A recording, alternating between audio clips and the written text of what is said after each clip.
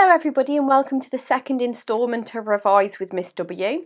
Today we're going to revise question 2 on paper 1 of the AQA GCSE English Language Exam. And this question focuses on the analysis of language.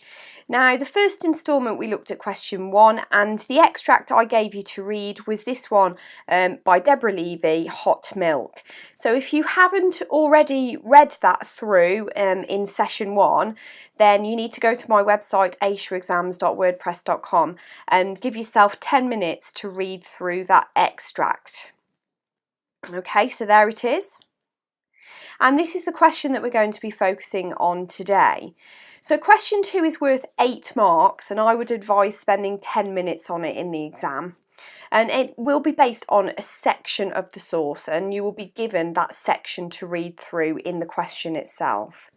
So it will ask you to analyse language, okay, and it does say within the question that you can focus on words and phrases, language features and techniques, and sentence forms. Now, I find that my students find the sentence forms quite difficult, so I always tell them just to ignore that bullet point. Instead, look for words and phrases that answer the question, and if they include a language feature or technique, then obviously comment on that. But definitely just focus on the words and phrases which answer the question itself. Now, your marks come from focusing on the effect of those language features on the reader. Okay, so in my tutorials, I've given you a flowchart paragraph plan. So you can also get that flowchart paragraph plan from my website. And if you haven't done so already, watch my tutorial video on question 2 in order to fully understand how to answer this question in detail. So for today, we're going to be looking in detail at lines 22 to 31 of Hot Milk. And you have got to answer the question, how does the writer use language to describe Sophia's thoughts about being in the water?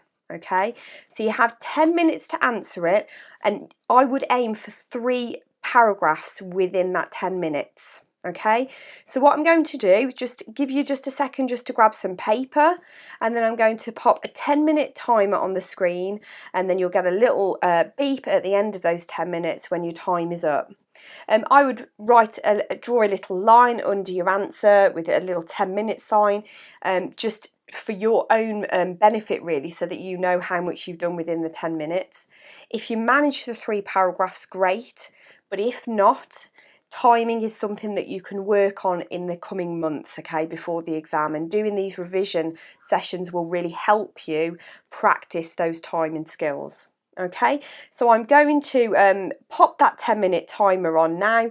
Remember, the question is lines 22 to 31, and how does the writer use language to describe Sophia's thoughts about being in the water? Okay, off we go.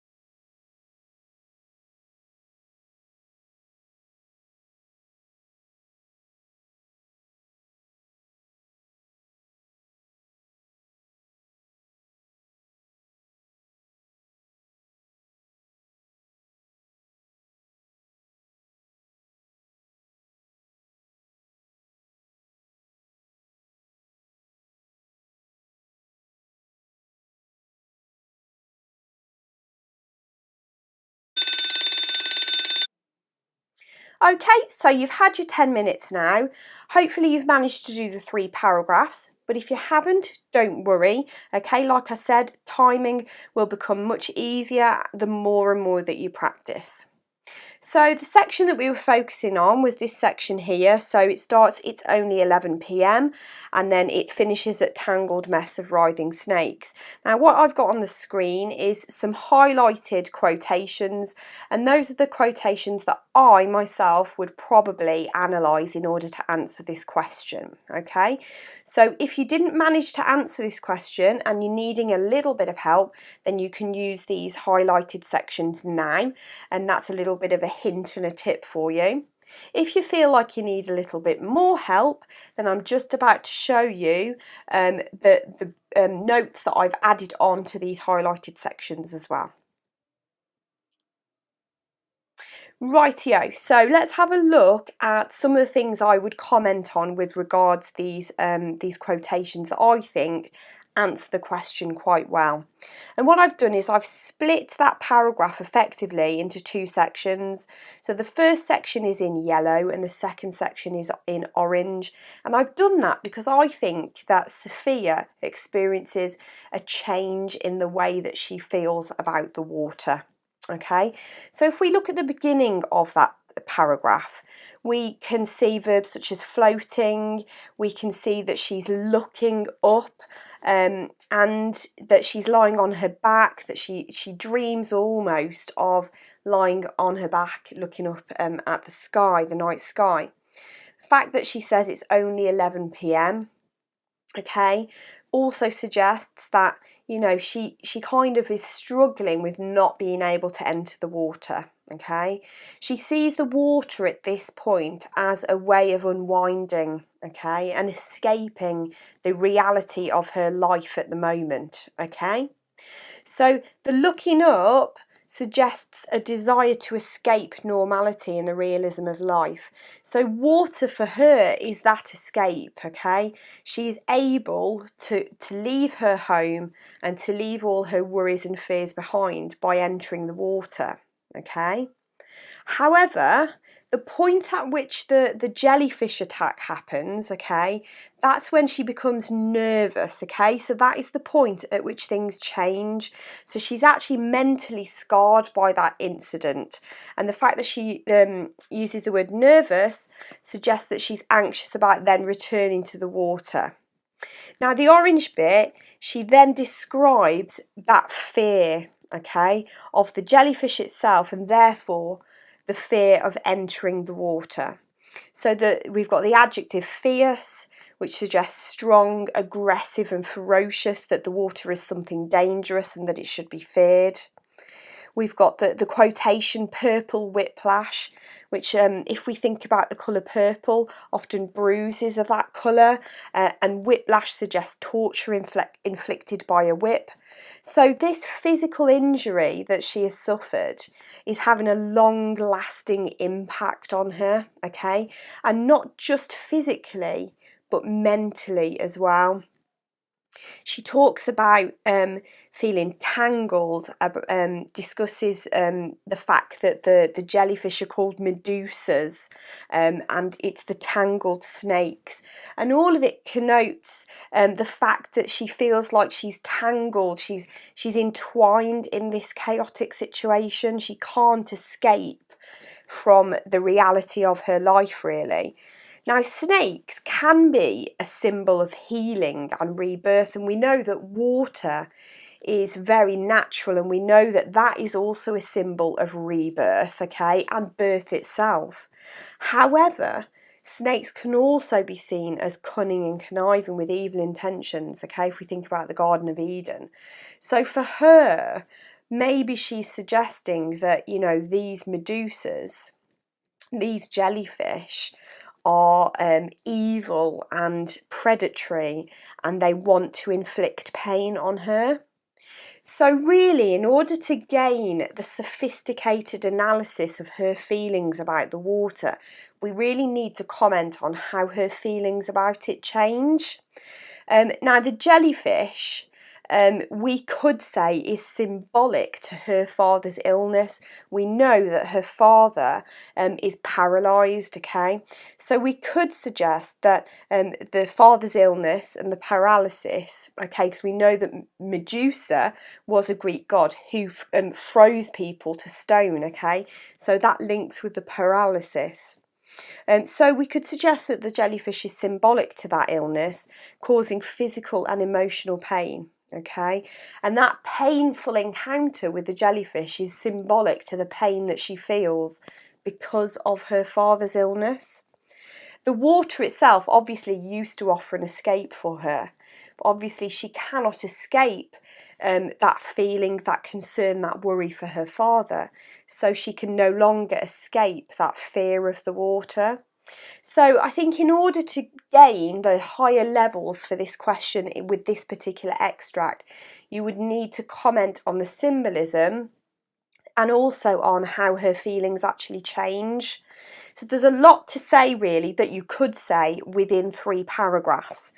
But I think for me, if I was answering this particular question, I would perhaps write a paragraph about the first part of that section with the escapism and the freedom, and then I'd also write about the change in her feelings about the water with the sophisticated interpretations of the symbolism of the jellyfish as well. So there's a lot to say, and like I said, practice makes perfect. So I'm hoping that you managed to write those 3 paragraphs, but please don't fear if you haven't managed to do that yet. There's still months left before the exam. Okay, so hopefully that was helpful. Please stay tuned because there will be more Revise with Miss W videos coming soon. I'm hoping to have another one uploaded within the next week or so. You can follow me on Twitter at AQA Exams.